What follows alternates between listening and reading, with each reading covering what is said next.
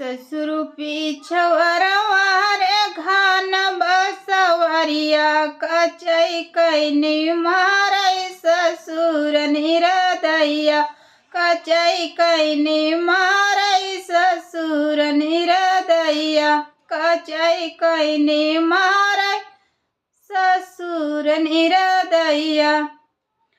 हमारी ससुरानी बड़ी गुनाहगारी हमारी ससुरानी बड़ी गुनाहगारी खड़ई हरदी बान्हई हो मोरी माई खड़ई हरदी बान्हई हो मोरी माई।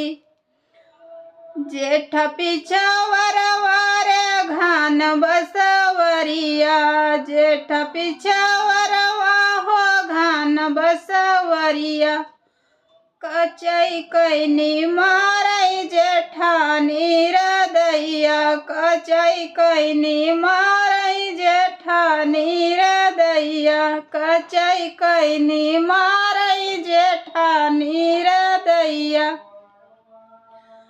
हमारी जेठानी रानी बड़ी गुनाहगारी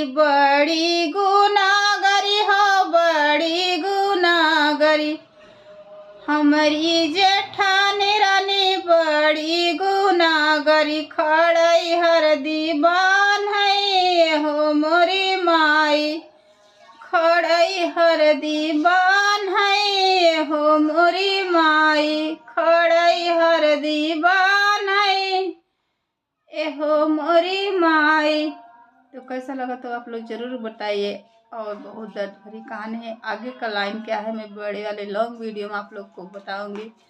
तो चलिए दोस्तों आप लोग कमेंट कीजिए।